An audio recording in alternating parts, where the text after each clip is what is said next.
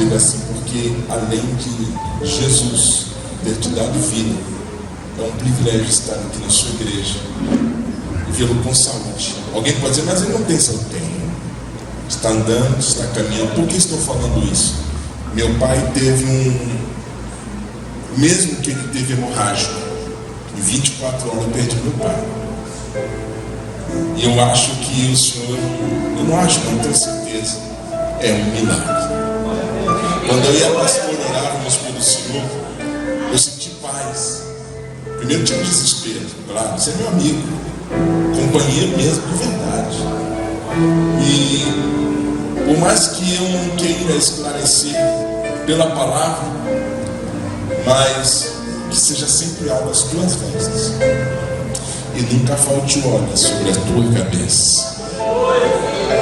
Apesar que o texto que nós estamos falando, que está em Eclesiastes, capítulo acho que é 9, versículo 8, fala sobre festa de casamento, fala sobre ter 7 dias de alegria. E naquela época a Bíblia diz que as mulheres se vestiam e jogavam perfume na cabeça, que descia por todo o corpo, e os homens também, porque iam passar horas dançando, adorando a Deus. Nós ainda vamos passar muito tempo junto, amém? E Deus o abençoe. O hino que eu quero cantar se chama Teu Reino.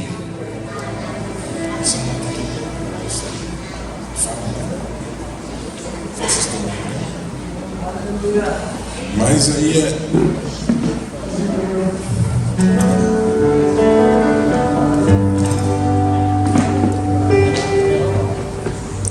Os reinos se abalam, os povos se curvam, as bocas se abrem, as mãos se levantam para dizer que tu és um rei. Aleluia! Para dizer que tu és o Senhor. Os reinos se abalam, os povos se curvam, as bocas se abrem, as mãos se levantam para dizer que tu és o rei. É isso que temos que fazer, para dizer que tu és o Senhor. Teu reino é sempre eterno, firmado em misericórdia, justiça e bondade, bondade e fidelidade. A tua igreja te adora, a nossa subvéria, a tua igreja te adora.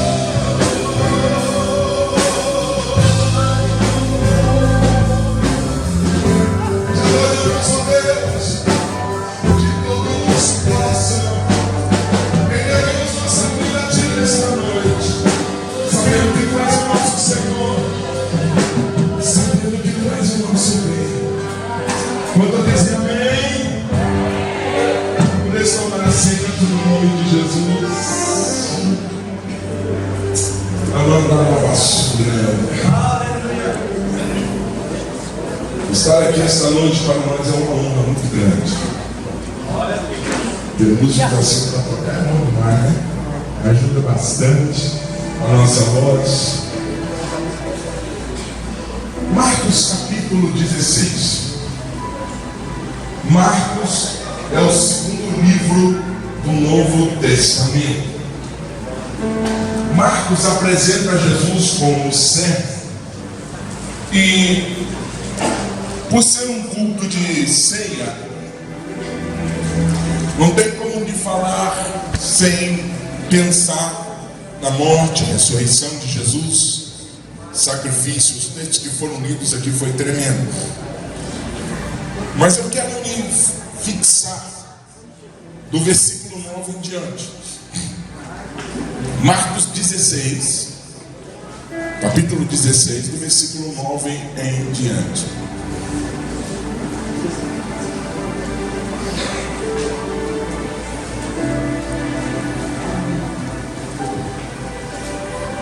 Nós vamos nos prender do versículo 9 até o versículo 20, mas como base só vamos usar três versículos.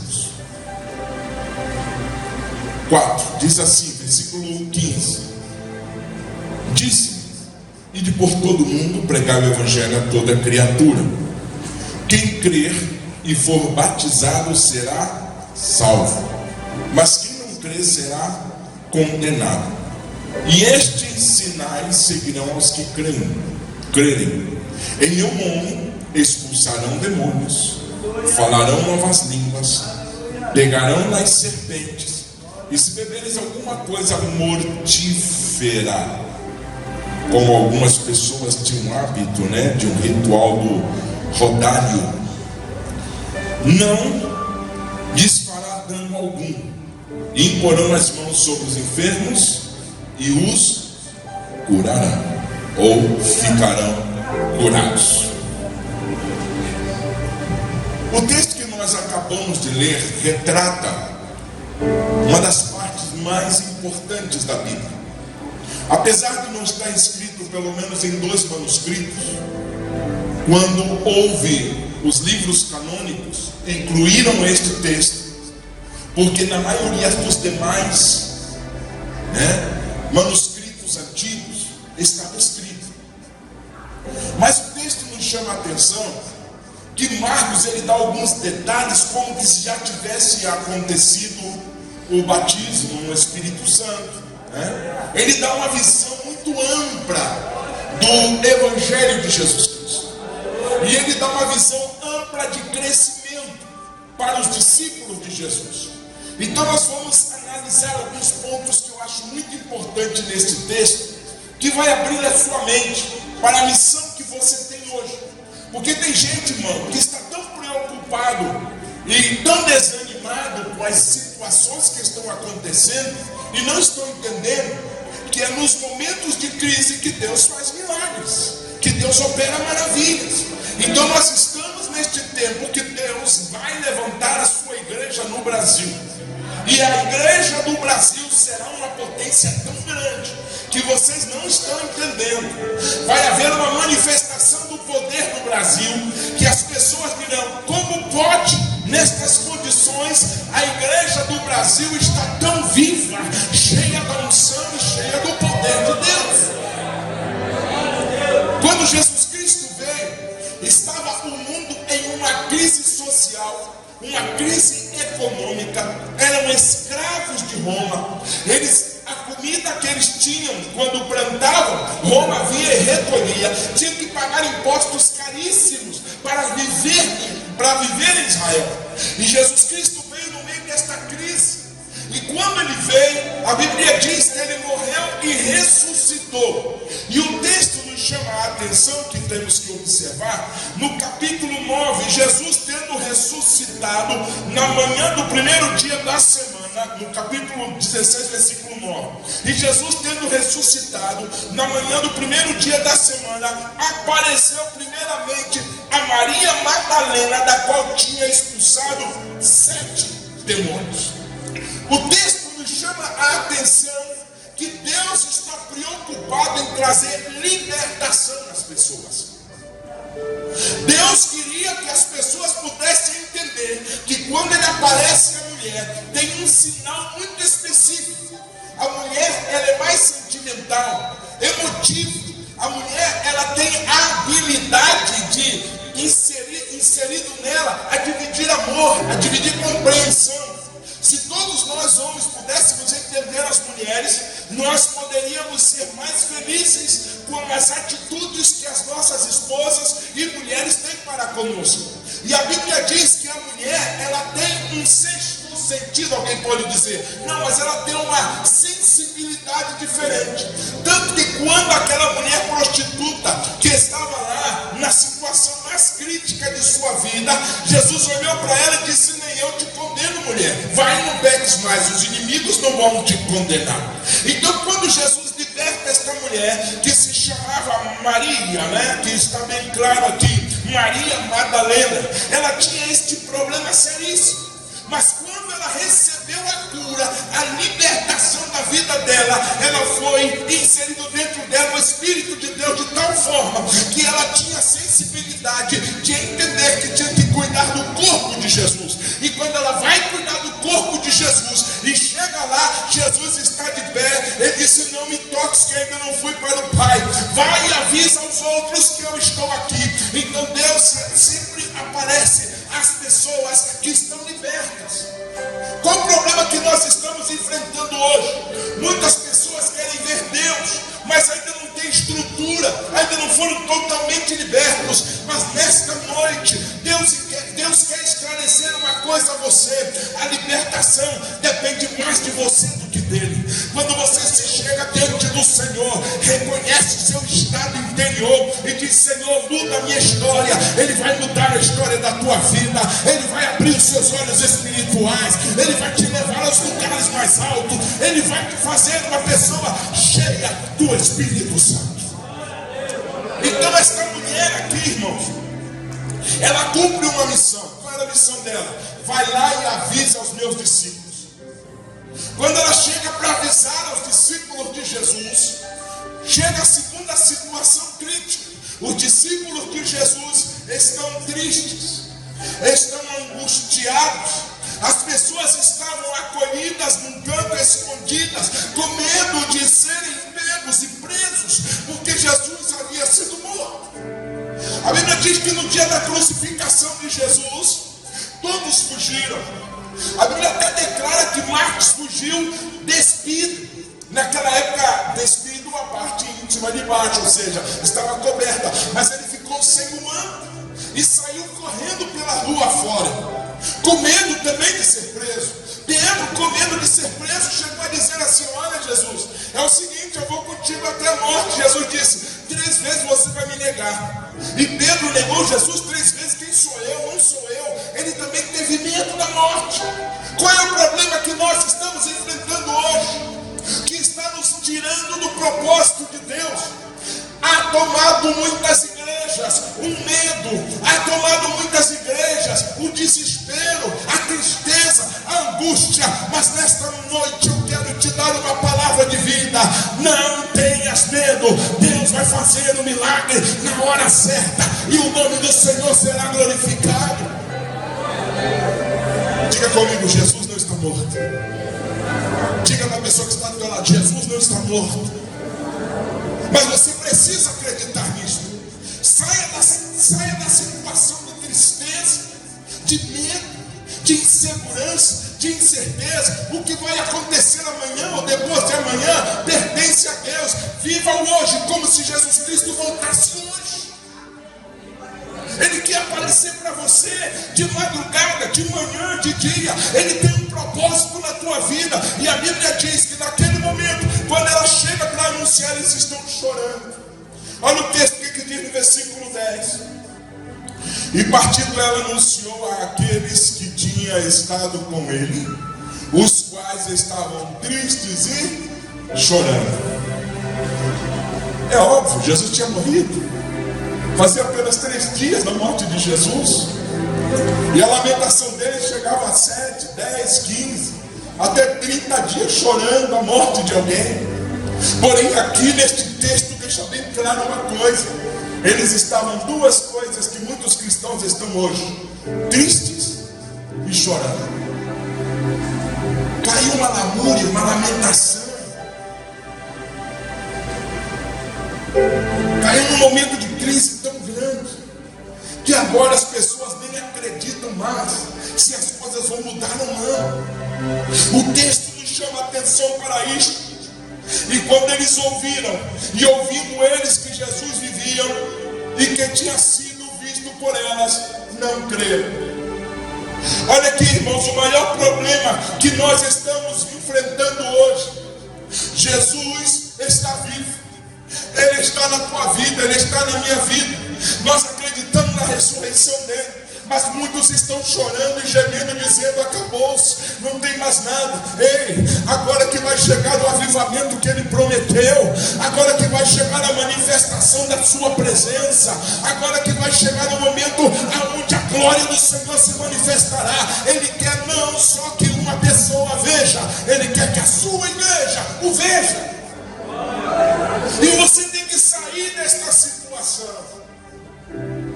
Eu prometo que não serei muito longo, porque eu sei que tem muita coisa a se fazer nesta noite. Mas a primeira coisa que você tem que entender: Jesus quer libertar as vidas. Jesus quer transformar as pessoas. Mas tem uma coisa que você precisa fazer: saia do estado de tristeza, saia do estado de angústia, comece a viver a alegria do Senhor, que é a tua força. Sabe por quê, irmãos? A Bíblia diz que quando Abacuque estava na maior crise de sua vida, não entendendo o que estava acontecendo, a terra sendo assolada, tendo tirado tudo, Deus falou: não, sou eu vou tratar, eu vou fazer o que precisa ser feito. Aí ele sente um gozo dentro dele e diz: ainda que a figueira não floresça, ainda que não haja fruto na vide, ainda que a oliveira minta, todavia eu me alegrarei no Senhor e exultarei no Deus da minha salvação. Jeová é a minha força. Saia desta condição de derrota. Agora é a hora de você: eu exultarei no Deus da minha salvação. Deus quer que você tenha força dentro de você, mas eles não creram. É triste ouvir isso. Eles não acreditaram. Aí o que Deus faz? No versículo 12: e depois manifestou-se em outra forma a 2 discípulos que estavam no caminho. 2 discípulos que estavam caminhando. A Bíblia fala de 2 discípulos no caminho de Emaús, né? E a Bíblia diz que lá eles estavam conversando entre si e começaram a dizer: Jesus morreu, né? Acabou Jesus. Jesus entra no meio deles. Olha bem, Jesus começa a conversar com eles e eles não se dão conta que é Jesus. Isso é muito sério. Eles estavam lamurando, com lamento, com lamúrias, dizendo assim: é verdade, Jesus morreu. O outro: é verdade, Jesus morreu. Jesus entra no meio deles e pergunta: que história é essa, rapaz? Eles falam assim: você é camponês, ou seja, você é viajante, e não sabe que Jesus, aquele que curava os enfermos, expulsava os demônios, limpava os leprosos, era a nossa esperança. Ele morreu. O que nós estamos enfrentando hoje é a mesma coisa. Há uma lamúria, há uma preocupação, e dizendo: Jesus não vai, Jesus não vai resolver isso. E ele já está no meio da igreja dizendo: o que você está falando, meu irmão? Para com isto. Eu estou aqui para aquecer o seu coração. E a Bíblia diz que Jesus ia seguindo. Eles falaram: não segue não, vamos entrar aqui em nossa casa, vamos viver aqui, vem cá comer uma comida conosco. Quando Jesus pega o pão, que parte o pão na frente deles, e de repente eles falam: é ele. Aí Jesus desaparece. Eles falaram para o outro assim: saiba de uma coisa, você não sentiu seu coração queimar quando você estava caminhando e este homem estava falando com você? Sabe o que está acontecendo, irmãos? Jesus está aquecendo o teu coração, Jesus está renovando o teu espírito, e você ainda está chorando como se ele estivesse morto. Abre o teu entendimento nesta noite. noite, Jesus está vivo e vida com abundância Ele quer te dar. Pare de chorar, alegra-te no Senhor. Às vezes nós estamos numa crise tão grande e precisa que alguém fale conosco. A Bíblia diz que neste momento aqui Davi também dá um exemplo muito grande. Davi comete um pecado, mas dentro do coração dele há um ardor. Natan chega e diz para Davi: Davi, você pecou, Davi. Davi tinha autoridade para matar Natan, o profeta. Mas Davi olhou e disse para o outro lado assim, falou assim, quando Natan sai: Senhor, eu pequei, transpasso o meu pecado, com quem vocês têm misericórdia de mim. Deus disse: Natan, volta lá, porque o coração quebrantado e contrito eu não rejeito.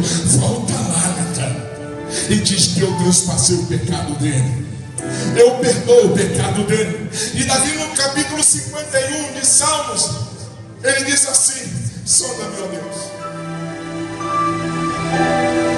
vê se há em mim algum caminho mau e guia-me pelo caminho reto. Deus está querendo que a sua igreja volte a quebrantar-se diante dele.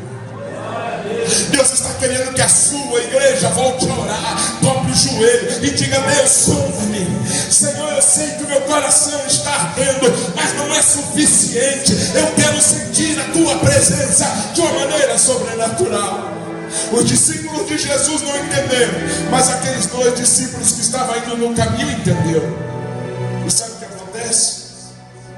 Eles vêm avisando aos outros. Olha o que diz o versículo. E indo estes, versículo 13, e indo estes anunciaram-no aos outros, mas nem ainda estes creram. Daí, indo estes anunciaram-no aos outros, mas nem ainda estes creram.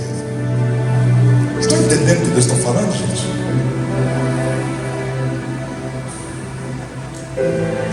São poucos que estão acreditando no milagre.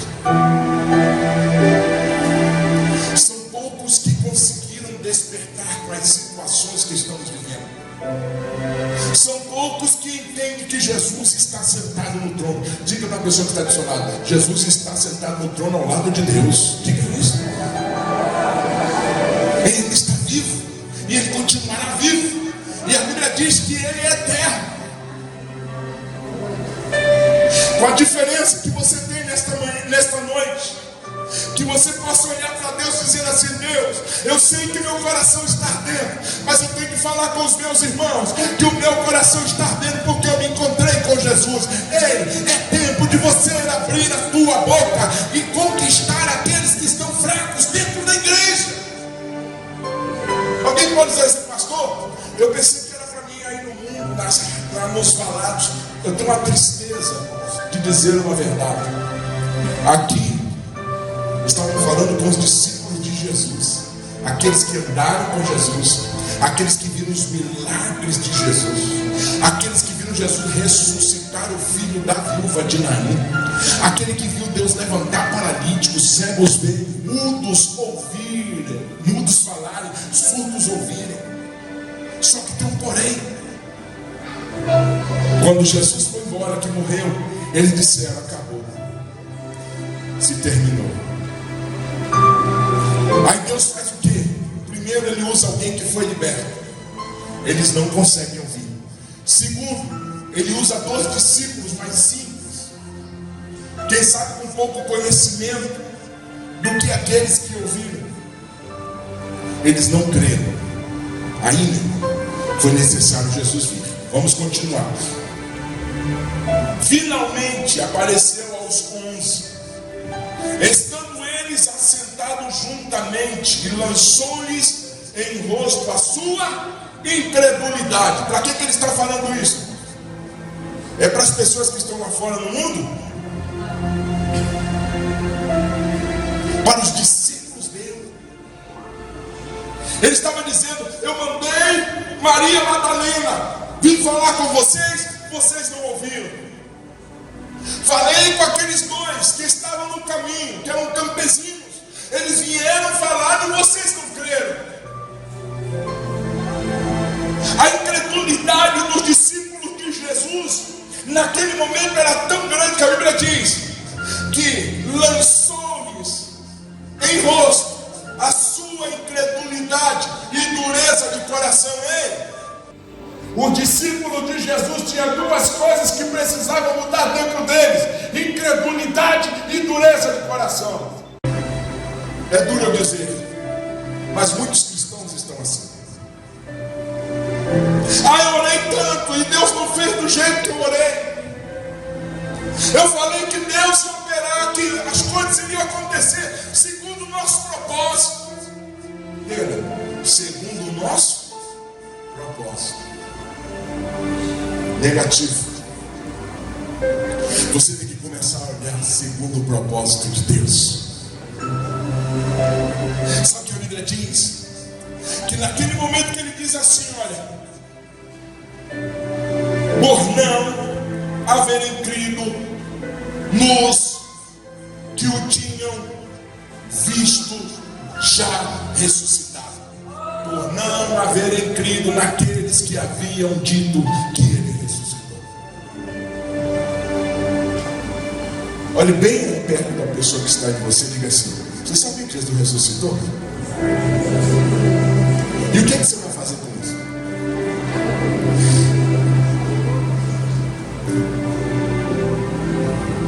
O espírito de incredulidade tomou conta de muitos cristãos na igreja. É duro dizer isso, mas é verdade.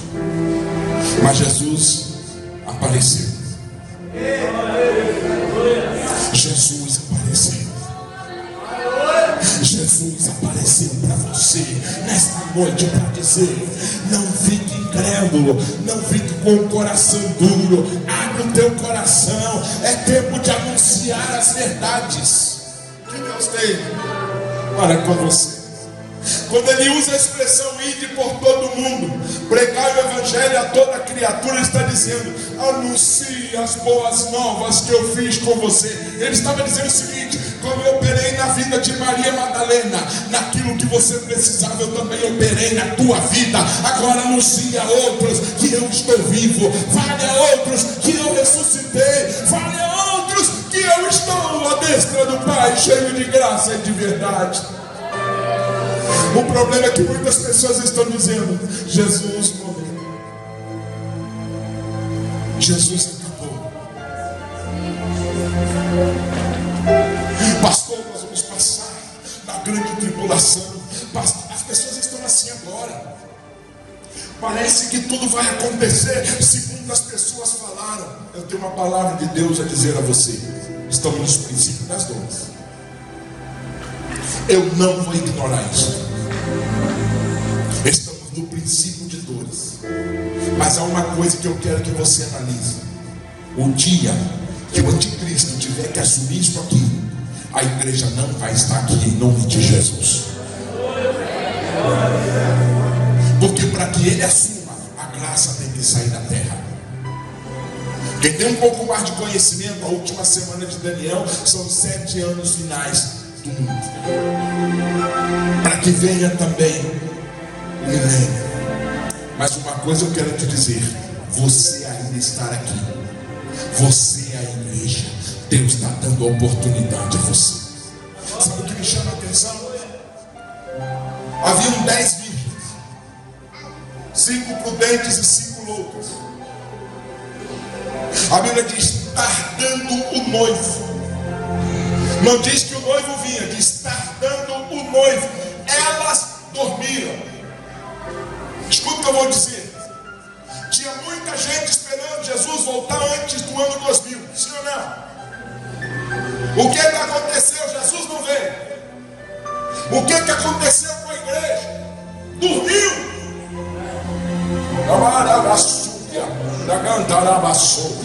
A igreja dormiu. Mas agora está vendo um grito: aí vem o noivo. Quem acordou? São 10. Acordou tanto as prudentes quanto as loucas. Ué, pastor, eu pensei que as prudentes estavam acordadas. Não, irmão. A Bíblia diz também claro lá: elas também dormiram. Dormiram o quê? No seu bel prazer. elas tinham azeite, elas tinham condições, mas Jesus dizia à igreja: vai e anuncia. Era necessário que ela despertasse. A Bíblia diz que perto da meia-noite, meia-noite fala de escuridão, meia-noite fala de falta de luz, meia-noite fala de medo. A Bíblia diz sobre os espantos noturnos, situações da alma. À meia-noite, perto da meia-noite, aí vem o noivo. Irmãos, nós estamos perto da meia-noite. Jesus está dizendo: vai e anuncia, vai e clame, vai e ore, vai e pregue. E o texto nos chama a atenção: quem crer e for batizado será salvo, quem não crer será condenado. Me entenda, pastor, então quem não se batizar não vai ser salvo? Quem tem direito de professar que Jesus Cristo é o Senhor e deixa passar o tempo sem se batizar, corre um grande risco, porque é sinal de que ele se sente não pronto para o batismo. E quem não se sente pronto para o batismo, não se sente pronto para ir morar no céu. Porque quem crê e for e der testemunho, sabe o que Deus está esperando da igreja? Testemunho. Deus está esperando que a igreja volte a demonstrar a sua posição em Cristo. Você tem que começar a abrir o seu coração. Nós cantamos: seu reino é sempre eterno, firmado em misericórdia, justiça e igualdade, bondade e fidelidade. A tua igreja te adora. É muito lindo cantar, mas quanto tempo realmente tu tem adorado ao Senhor? Quanto tempo você tem posto o rosto no pó? Quando eu falo rosto no pó, eu estou falando de deitar no chão. Tem dia que eu deito no chão para falar com Deus. Aí você fala: por quê? Porque eu estou dizendo: Senhor, eu estou aqui, como dizem as Escrituras Sagradas, chegando a um ponto mais baixo para dizer que tu és o Senhor. Aí você fala: precisa disso. A Bíblia diz que o coração quebrantado e contrito o Senhor não rejeita. Deus está querendo quebrantamento da sua igreja. Aí quando isso acontece, ele diz: e estes sinais seguirão aos que crerem. Quantos creem no Senhor Jesus? Então se prepare para expulsar demônios. Se prepare para serem batizados no Espírito Santo, falar novas línguas. Se prepare para pôr as mãos sobre os enfermos, eles serem curados. É só desta forma que o povo conhecerá o seu Jesus, o meu Jesus. Escuta o que eu vou dizer. Acabou o tempo da gente esperar que os outros orem por nós. Agora vocês vão dividir a unção que você tem, compartilhar com outros, para curar enfermos, expulsar demônios, falar novas línguas, pôr as mãos sobre os enfermos. E se beberem alguma coisa mortífera, não lhe causará dano algum. Pastor, quando a Bíblia fala isso, o que quer dizer? Lembramos de Paulo, que foi mordido por uma víbora. Sim ou não? Ele estava numa terra de bárbaros. Quando ele é mordido por uma víbora, aqueles bárbaros começam a dizer: esse cara é terrível, ele é muito mau. Deus permitiu que a víbora tocasse, mordesse. Essa víbora mata na hora. Paulo pega a víbora, joga no meio do fogo, e eles esperando: agora morre, agora morre, agora morre. Passou 1 minuto, 10 minutos, 15 minutos, 20 minutos. Peraí, esse negócio está diferente. O que esse cara tem? Qual é a diferença? E ele ganhou aquele povo para Jesus por um milagre que aconteceu. Ele não morreu quando a víbora o picou. Escute o que eu vou te dizer: o povo vai ter que ver milagres para voltar a crer em Deus. O povo não vai simplesmente ficar num culto dizendo: esse culto está bom, está maravilhoso. Não, o povo vai querer ver sinais e prodígios e maravilhas. Igreja, se prepare, está chegando o tempo da igreja entrar no propósito de Deus para sinais e prodígios e maravilhas. Jesus olha para os discípulos e diz: agora levanta, rapaz, sai dessa tristeza, sai desse choro. Eu ressuscitei. ressuscitei, anuncia aos outros que eu ressuscitei. E a Bíblia diz que eles saíram pelos campos, pelos valados, pelas cidades, anunciando que Jesus havia ressuscitado. Eu quero te dizer uma coisa: não é tempo de chorar, é tempo de levantar e dizer: Senhor, eu estou aqui, eu quero ser usado por ti para curar enfermos. Eu não sou deste mundo, não. Eu estava falando hoje com a minha esposa. Eu falo, eu estou no Brasil, mas eu sou cidadão do céu. Você já parou para pensar nisso? Você é um embaixador do céu aqui. O que o embaixador faz? A casa dele é de Deus. Ou seja, eles entram na embaixada. Se alguém invadir aquela embaixada e ficar lá dentro, ninguém pode tirar, porque aquela pessoa já está num novo país. Está inserido lá dentro. Eu vou te dizer uma coisa: quem entrar na sua igreja e aceitar Jesus vai estar em um novo país. Que país é esse? É o céu, irmãos.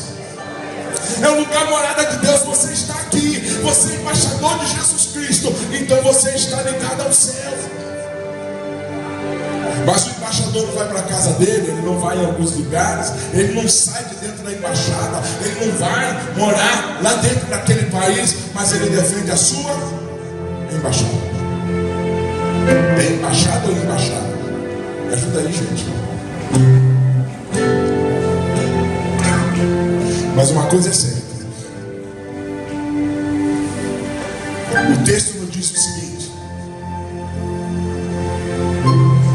ora, o Senhor, depois de lhes ter falado, foi recebido no céu e assentou-se à direita de Deus. Onde aconteceu isso? Atos capítulo 1. A Bíblia diz que ele foi subindo, desapareceu entre as nuvens, e Deus disse: ficar na cidade de Jerusalém até que do alto seja revestido de poder.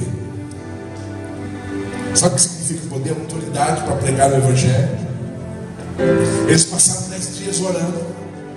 10 dias orando. Eu tenho uma palavra de Deus a dizer a você, falar para você. Quanto tempo de oração você tem tirado para Deus? Quanto tempo você tem buscado a Deus? Quando o pastor estava enfermo, eu cheguei aqui, a irmã Naira só faltava criar asa em volta de tanto poder e autoridade. Vai acontecer, meu marido não vai morrer. E você junto com o fogo que ela tira no coração, não é verdade, não vai morrer. E eu dizia a verdade. Quantos não disseram isso? O homem está aqui. Agora eu quero fazer uma pergunta: por que não fazemos isso para a transformação dos nossos bairros? Por que não temos esta mesma autoridade para Deus curar e libertar dentro de nossas casas? Deus está nos chamando a um renovo. Deus está nos chamando para olharmos: eu fui ao Pai, agora estou lá, agora faça parte que é de direito seu. Quantos aqui querem receber galardão? É bom, né? É bom. Mas para receber o galardão das obras que você fez, tem que fazer com amor, pensando em Deus. Não é para que ninguém se glorie, como diz em Efésios capítulo 2, versículo 9, capítulo 2, versículo 9. Você tem que fazer para a glória de Deus. Termino nesta noite dizendo: primeiro, Deus quer libertar as pessoas através de você.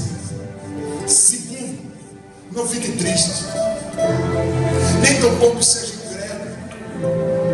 Acredite, Deus está com você. Ele vai ajudar você a vencer. Em terceiro lugar, cumpra a missão. Anuncie a outros. Vou te perguntar: quantos crentes estão dentro de casa e não congregam mais? Vai visitá-lo e dizer: olha, é diferente, faz cara feia. É verdade? Só falta falar em língua na frente. Rapaz, é hoje. Deus está na igreja. Cria coragem. Pastor, quem que eu tenho que buscar? os domésticos da fé primeiro. Depois dos domésticos da fé, aqueles que estão em casa, estão fracos, estão sem força, através deles e de vocês, vão buscar outras pessoas, porque o milagre vai acontecer, amém? Fique de pé em nome de Jesus. É uma chuva estranha, candarabashu.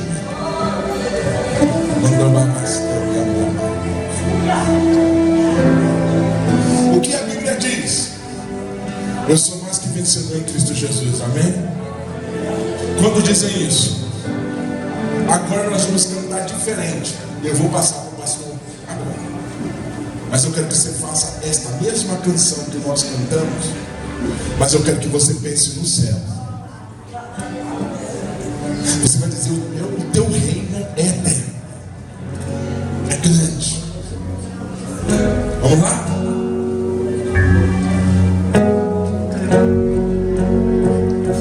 Os reinos se abalam, os povos se curvam, as bocas se abrem, as mãos se levantam para dizer que tu és o rei, para dizer que tu és o Senhor.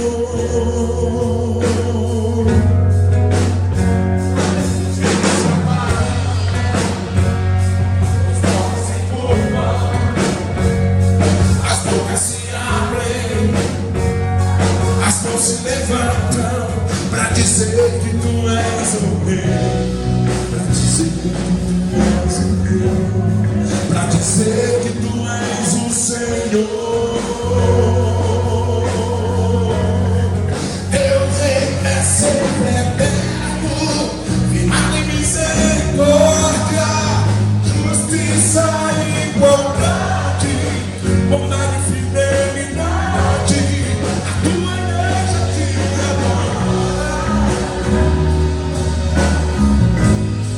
A tua igreja te adora. Só você adora. Seu reino é sempre eterno, a misericórdia.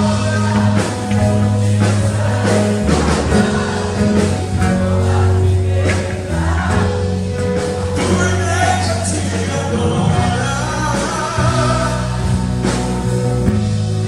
A tua igreja te adora.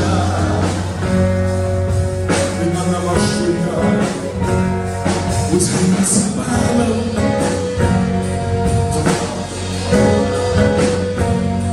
as bocas se abrem, as mãos se levantam para dizer que tu és o rei. Para dizer que tu és o Senhor. Os reinos se abalam, os povos se curvam, as bocas se abrem, as mãos se levantam para dizer que tu és o rei, para dizer que tu és o rei, para dizer que tu és o Senhor. Seu rei, vamos lá. Seu rei é de misericórdia, justiça e igualdade, bondade e fidelidade. A tua igreja te adora. Oh, diga forte. A tua igreja te adora. Teu reino é sempre eterno,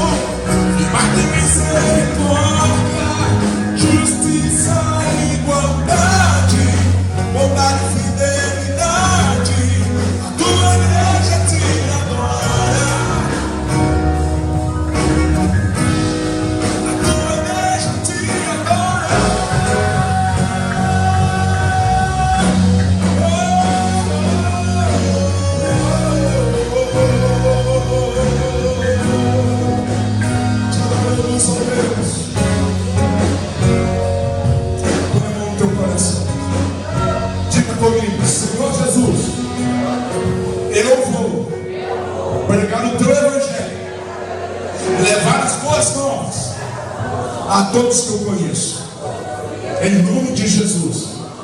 Amém. Olha para a pessoa que faz uma ligação. Agora é teu dever. Glória a Deus. Louvado seja o nome do Senhor. Que Deus abençoe você. Vocês são uma bênção. Deus continue conservando vocês sempre assim. Amém? Obrigado. Deus abençoe, pastor.